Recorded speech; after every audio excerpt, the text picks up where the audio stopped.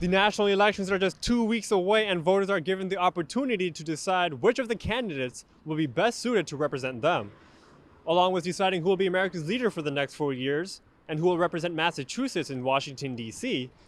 Residents are also faced with 2 ballot questions. Here is some information that we hope voters will find useful. The early voting period started on October 17th and will end on the 30th at noon. Mail-in ballots can be dropped at one of the 3 drop-in locations throughout town, in front of 85 Park Avenue, at Town Hall, and in front of the Fox Branch Library. The registration for early voting and mail-in ballots is over, but there is still time to register for the November election. The deadline is on Saturday, October 24th, and the last ballot must be received by November 3rd at 8 p.m. Mail-in ballots must be postmarked by that same time. Town Clerk Julie Brazil outlined the steps you can take to make sure your vote is counted. The number one mistake that's easily fixed is forgetting to sign the return envelope. We cannot accept a ballot that's not signed. We can work around a lot of other mistakes, but the signature is absolutely required. And so we really want to help everyone remember that most important step. After that, we get lots of questions. Is the white ballot required if I'm using a drop box?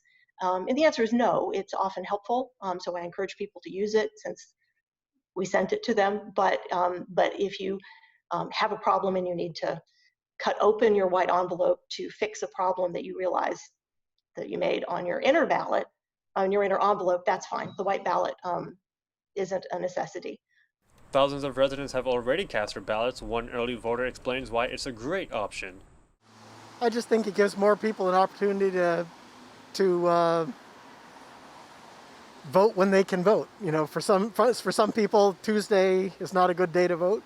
I think early voting gives more people opportunity to vote when they can. Another resident urges people to vote early as well. I feel like everyone should go do it. Vote now if you can. If you're not registered, register now. Some of you might like some guidance about the content of the 2 ballot questions Massachusetts voters are deciding on this year. We asked State Representative Sean Garbely to break down the first question, the right to repair.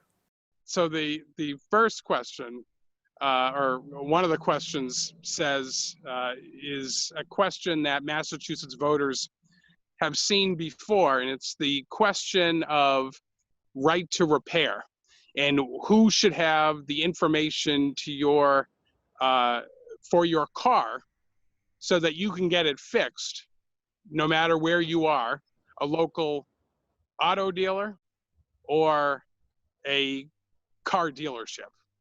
And there were many times where a car dealership had the information of your car that local auto mechanics did not. So you were forced to bring your car to the dealership because they had that information. What kind of information are we talking about? Like the information, the schematics, the actual specifics of what's under the hood, depending on the model and make of your car, that other, auto mechanics didn't have access to. The second ballot question seeks to change the state's voting system to ranked choice voting, which is already in place in Cambridge. Representative Garbely explains the proposed system.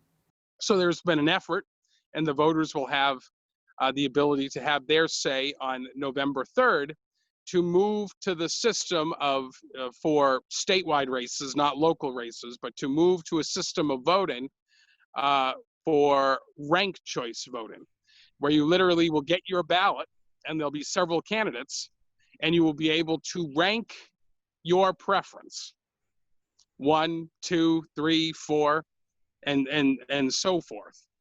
And, I'm not too familiar with the calculation of ranked choice voting, but my understanding is you as a candidate need to receive a certain amount of ones and then 2s, and then it's distributed and this is only if a candidate does not get 51% of the majority. Representative Sean Garbely pleads to Arlingtonians to double check where voting information is coming from and make sure it is from a credible source. For ACMi News, I'm Anim Osmani.